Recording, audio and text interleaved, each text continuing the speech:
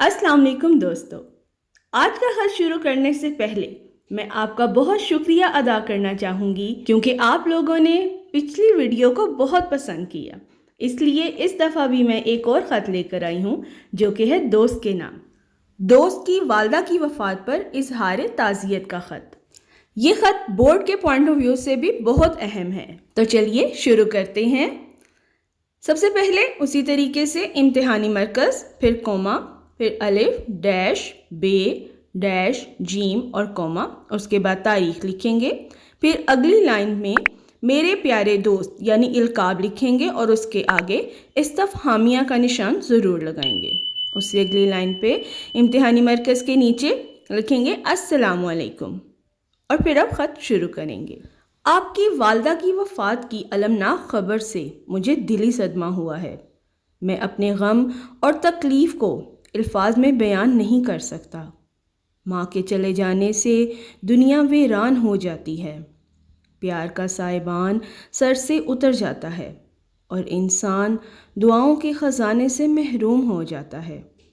یہی تو ایک ہستی ہے جس کی محبت بے غرض اور بے لوث ہوتی ہے۔ بلا شبہ آپ کی والدہ مرحومہ بڑی خوبیوں کی مالک تھیں۔ وہ ایک خدا ترس، پرہیزگار اور نیک دل خاتون تھیں۔ مجھے تو وہ اپنا بیٹا کہتی تھیں۔ جب بھی ان سے ملتا تو وہ خاص محبت سے مجھ سے ملتی تھیں۔ مجھے بھی وہ اپنی والدہ کی طرح ہی عزیز تھیں۔ مجھے تو ابھی بھی یقین نہیں ہو رہا کہ وہ اب ہم میں موجود نہیں ہیں۔ ان کی محبت اور شفقت کو میں کبھی بھی فراموش نہیں کر سکوں گا۔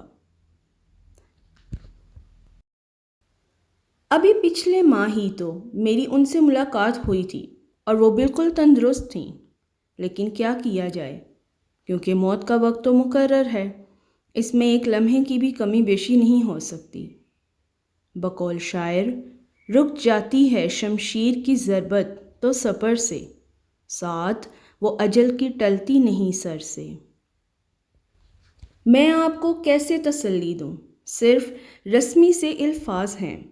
خداوند تعالیٰ آپ کو اس صدمے کو جھیلنے کا حوصلہ عطا فرمائے اور مرحومہ کو جنت الفردوس میں اعلیٰ مقام عطا فرمائے، آمین۔ آخر میں بس یہی کہوں گا کہ انسان صبر و شکر کے سوا اور کر بھی کہہ سکتا ہے۔ بس صبر کرو اور 5 وقت نماز باقاعدگی سے ادا کرو۔ جتنا ہو سکے قرآن پاک پڑھ کر انہیں ایصال ثواب کرو۔ تمہارا یہ عمل ان کے لیے اللہ کے حضور دعاؤں کا وسیلہ ہوگا اور تمہاری والدہ کے لیے راحت کا سبب بنے گا۔ والسلام، آپ کا دوست دال رے سین۔ تو پیارے بچوں، جیسا کہ میں نے پچھلے خط میں بھی آپ کو بتایا تھا کہ ہم چاہے اسکول میں خط لکھیں یا ہم بورڈ کے امتحانات میں خط لکھیں، ہم کہیں پر بھی نہ تو اپنا نام لکھیں گے نہ ہی اپنے شہر کا نام لکھیں گے۔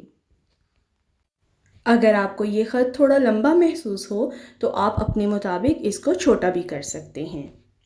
امید کرتی ہوں کہ آپ کو یہ ویڈیو ضرور پسند آئی ہوگی۔ امتحانوں میں خوب محنت کیجیے، انشاءاللہ آپ ضرور کامیاب ہوں گے۔ شکریہ۔